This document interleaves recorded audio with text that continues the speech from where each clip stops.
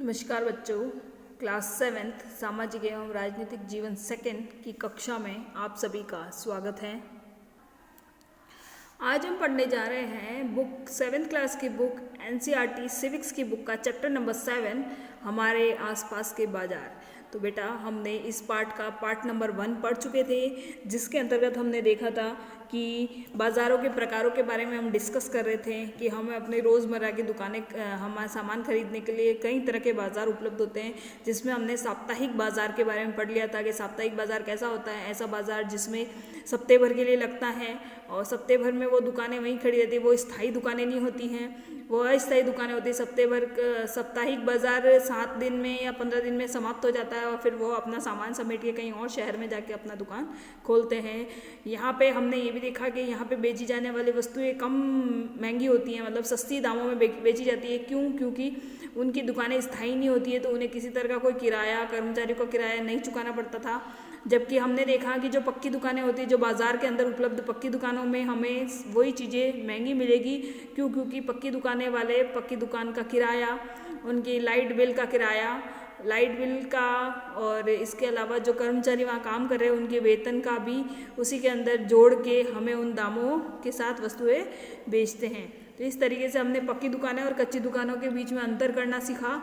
और इसके एक चित्रकथा थी जिसमें कविता और सुजाता द्वारा मोहल्ले की दुकान पे सामान खरीदने का एक चित्रकथा के माध्यम से समझाया गया था कि किस तरीके से वो अपना सामान खरीदती हैं। और वो मोहल्ले की दुकान होने के कारण वहाँ का मालकिन उसे जानती थी और इस कारण उसे सामान उधारी पे दे दिया, क्योंकि मालकिन को इस तरह का विश्वास था कि उसके सामान का भुगतान उसे समय पे कर दिया जाएगा।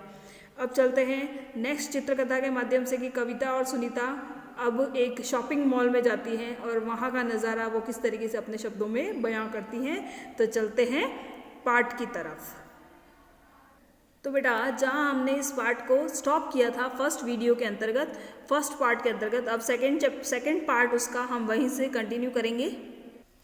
तो बेटा आपको ये इस चित्र के माध्यम से दिख रहा होगा कि कविता और सुनीता एक शॉपिंग मॉल में जाती हैं, जहाँ पे एक वहाँ का जो चौकीदार यानी कि जो सुरक्षा कर्मी हैं वो उन्हें किस तरीके से देख रहा है, उसके बारे में अब पढ़ते हैं किताब की तरफ। अंजन मॉल एक 5 मंजिला शॉपिंग कॉम्प्लेक्स है। तो अब वो सुनीता और सुजाता और कविता जो है वो एक अंजन मॉल जाती हैं, और वो जो कि 5 मंजिला एक शॉपिंग मॉल है। और कविता और सुजाता इसमें लिफ्ट से ऊपर जाने और नीचे आने का आनंद ले रही थी। आपने देखा होगा बेटा, जो शॉपिंग मॉल होते हैं वो 5 मंजिला, अगर 5 फ्लोर पे होते हैं तो हर फ्लोर के लिए सीढ़ियाँ होती है, और सीढ़ियों में आप लिफ्ट सिस्टम भी होता है। आप एक फ्लोर से सेकंड फ्लोर तक जाने के लिए आप लिफ्ट का भी यूज़ कर सकते हैं। इसके अलावा एक्सीलेटर लगे हुए होते हैं। तो आपने देखा होगा वो इलेक्ट्रॉनिक सीढ़ियाँ होती हैं जिसपे आप एक स्टेप पे खड़े रहते हैं, तो वो सीढ़ियाँ अपने आप लाइट के माध्यम से ऊपर तक चली जाती है, खींचती हुई चली जाती है। आपको सीढ़ियाँ चढ़ने की ज़रूरत नहीं पड़ती है, जिन्हें एक्सीलेटर कहा जाता है बेटा। तो इस तरीके से वह लिफ्ट में ऊपर जाने और नीचे आने का आनंद ले रही थी। तो और वहाँ पे कांच की बनी हुई थी वो, और कांच की बनी हुई थी तो वो वहाँ के कांच से बाहर का नज़ारा भी देख रही थी। उन्हें यहाँ आइसक्रीम, बर्गर, पिज़्ज़ा आदि खाने वाली चीज़ें, घरेलू सामान की चीज़ें, चमड़े के जूते की दुकानें, किताबों की दुकानें आदि सभी चीज़ें वहाँ उनको नज़र आ रही थी। वो उनके लिए चमत्कृत का, क्योंकि उन्होंने इससे पहले कौन सी दुकान से शॉपिंग की थी, एक मोहल्ले की घरेलू दुकान से शॉपिंग की थी, जिसमें एक दुकान में एक ही तरह का सामान मिलता था। यदि किराने की दुकान है तो उसमें किराने का सामान मिलेगा, कपड़ों की दुकान पे कपड़े का सामान मिलेगा। लेकिन यहाँ जब वो शॉपिंग मॉल में आती है तो शॉपिंग मॉल में हर तरह की दुकानें उसे एक ही मॉल के अंदर नजर आती है, तो वो उनके लिए चमत्कृत था। मॉल के तीसरे तल यानी कि 3rd फ्लोर पे घूमते हुए वे दोनों एक ब्रांडेड रेडीमेड कपड़े की दुकान पर पहुंच गई। ठीक है, वहाँ कपड़े ब्रांडेड कपड़े थे, कंपनी के कपड़े थे सारे। सुरक्षा कर्मी जो था वो उन्हें कुछ इस तरीके से देख रहा था। क्योंकि वो दोनों सिर्फ और सिर्फ वहाँ घूम रही थी, कुछ सामान तो नहीं खरीद रही थी लेकिन घूम रही थी। तो सुरक्षा कर्मी ने उसको टेढ़ी नज़रों से उन्हें देखा, लेकिन सुरक्षा कर्मी ने उन्हें कुछ नहीं कहा। ठीक है, उन्होंने कुछ कपड़े और उन पर लगी हुई कीमत की पर्चियाँ देखी। ठीक है, एक भी कपड़ा 3000 से कम रुपयों का नहीं था।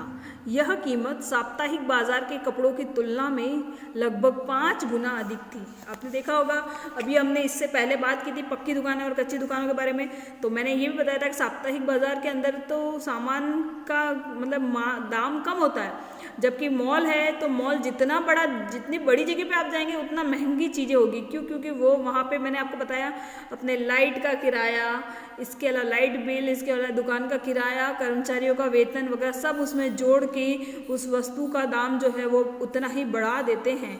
तो एक भी जो कपड़ा था वो 3000 से कम का नहीं था। यह कीमत साप्ताहिक बाजार के कीमत की तुलना में 5 गुना अधिक थी। तब सुजाता ने कविता के कान में फुसफुसाया और कहा कि मैं तुम्हें एक ऐसी दुकान पर ले चलूँगी जहाँ अच्छी किस्म का कपड़ा ज़्यादा ठीक दामों में मिल जाएगा, यहाँ से खरीदने की ज़रूरत नहीं है। इस तरीके से वार्तालाप करती हुई वो दोनों अपने उस शॉपिंग मॉल से बाहर आ जाती हैं। अब चलते बेटा शॉपिंग कॉम्प्लेक्स और मॉल की तरफ, उनके बारे में पढ़ेंगे। हमने साप्ताहिक बाजार पढ़ लिया, हमने मोहल्ले का बाजार पढ़ दिया, हमने पक्की दुकानों का पढ़ लिया। अब चलते हैं शॉपिंग कॉम्प्लेक्स और मॉल की तरफ। ठीक है बेटा, इस प्रकार हमने 2 प्रकार के बाजार देखे, पहला साप्ताहिक बाजार और दूसरा पड़ोस की दुकानों का बाजार। शहरों में कुछ अन्य के बाजार भी होते हैं जहाँ कई तरह की दुकानें होती हैं। इन्हें लोग शॉपिंग कॉम्प्लेक्स के नाम से जानते हैं। अब तो कुछ शहरी इलाकों में आपको बहुमंजिला वातानुकूलित यानी एयर कंडीशनर, एसी लगी हुई दुकानें भी आपको देखने को मिलेगी, जिनकी अलग अलग मंजिला पर अलग अलग तरह की वस्तुएं मिलती हैं। इन्हें मॉल कहा जाता है। समझ में आ गया?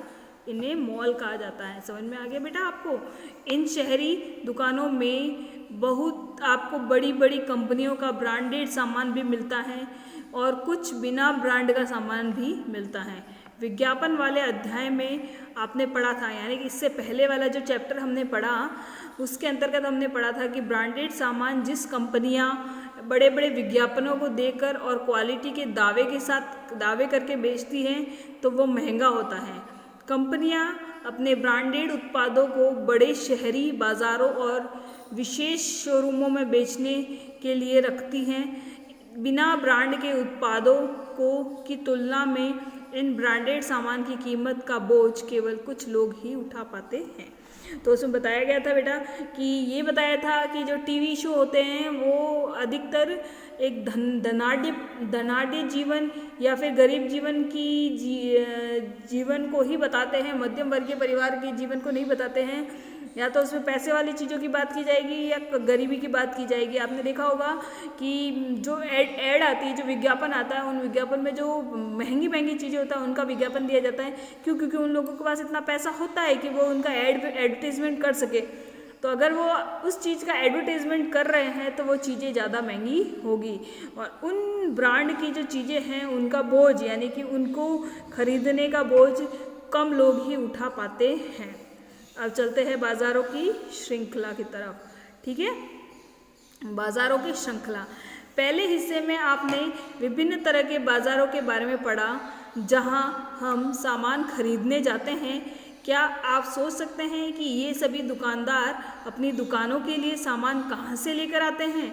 तो हमने अभी पाठ शुरू करने से पहले पता किया था कि हम इस टॉपिक में पढ़ेंगे कि दुकानदार अपना सामान कहाँ से लाते हैं, वो कौन खरीदारों को बेचते हैं, खरीदार कौन होते हैं, दुकानदार कौन होते हैं, उन सब के बारे में पढ़ेंगे। तो हमने ये नहीं सोचा कभी भी कि दुकानदार ये सामान लाता कहाँ से। दुकानदार अपनी दुकानों का सामान कहाँ से लेकर आता है?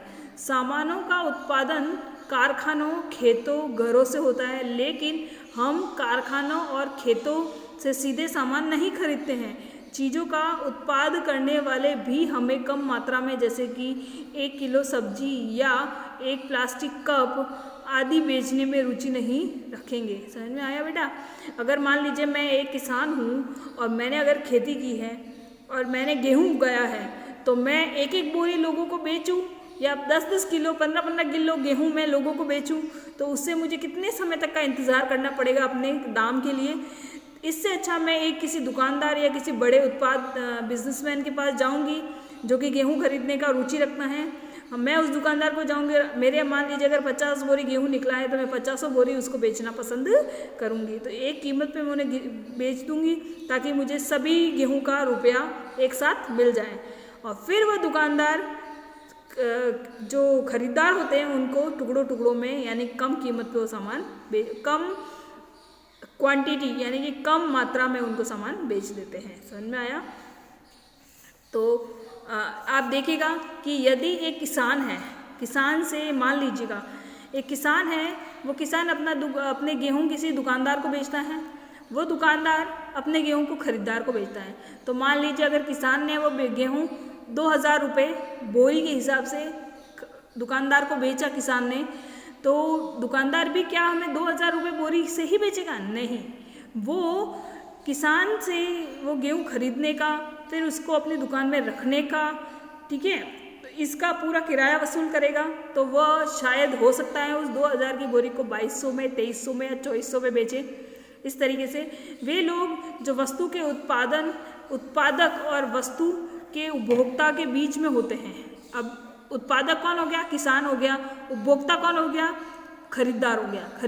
खरीदने वाला उपभोक्ता हो गया। तो जो उत्पादक यानी किसान और खरीदने वाले के बीच में कौन हुआ? एक दुकानदार। जो उत्पादक पहले अपना सामान दुकानदार को देगा, दुकानदार अपना सामान उपभोक्ताओं के बीच में बेचेगा। तो जो बीच की कड़ी होती है, उत्पादक और उपभोक्ता के बीच की कड़ी होती है, उसे व्यापारी कहा जाता है। अंडरलाइन करना, वे लोग जो वस्तु के उत्पादक और वस्तु के उपभोक्ता के बीच के होते हैं उन्हें व्यापारी कहा जाता है। पहले थोक व्यापारी बड़ी मात्रा या संख्या में सामान खरीद लेता है।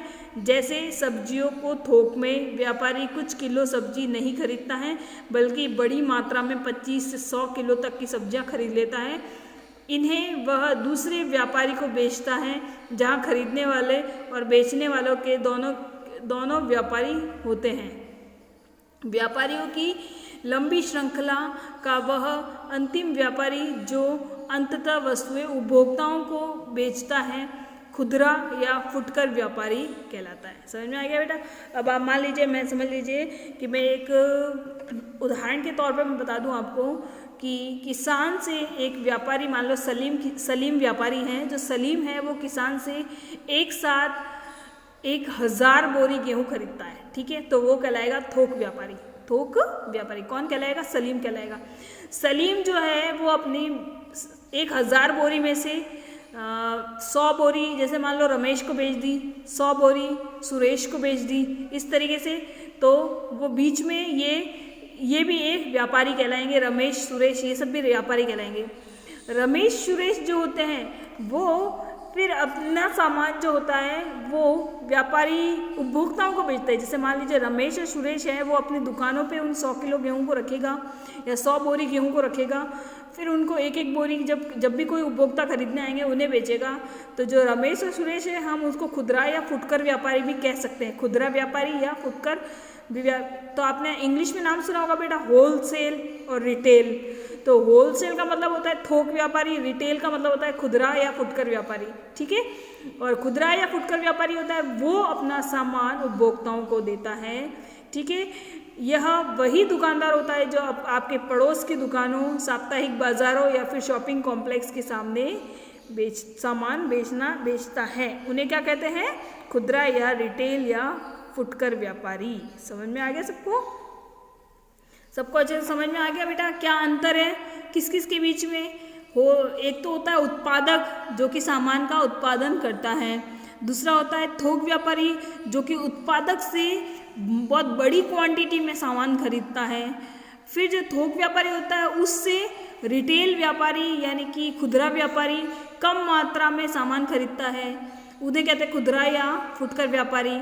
और जब वो फुटकर और खुदरा व्यापारी अपना सामान उपभोक्ताओं को बेचता है तो वो अपना सामान इन दुकानों, साप्ताहिक बाजारों, शॉपिंग कॉम्प्लेक्स आदि के माध्यम से बेचता है, ठीक है। समझ में आ गया बेटा? इन तीनों के बीच में अंतर समझ में आ गया? तो अब चलते हैं आगे की तरफ। तो बेटा आपको ये नक्शा नज़र आ रहा होगा, ये एक दिल्ली का नक्शा है। इस दिल्ली के नक्शे में ये 4 बड़े बड़े जगह बता दिए हैं जो कि थोक बाज़ार हैं। यहाँ थोक पे सामान मिलता है। तो जो उत्पादक होता है वो इन बाज़ारों में जाकर अपना सामान बेचना पसंद करता है, जैसे कि आज़ादपुर, दरियागंज, इसके अलावा केशवपुर, ओखला, ये 4 है। टोटल 10 बाजार है जिसमें से इन 4 का नाम इसमें बताया गया है। ठीक है, ठीक है बेटा, तो आज की क्लास हम यहीं ख़त्म करते हैं। अब नेक्स्ट जो थोक बाज़ार होता है उसके बारे में हम डिटेल से पढ़ेंगे, हम नेक्स्ट वीडियो के अंतर्गत पढ़ेंगे। तो आज की क्लास हम यहीं ख़त्म करते हैं। आगे का जो पार्ट है नेक्स्ट वीडियो से कंटिन्यू किया जाएगा।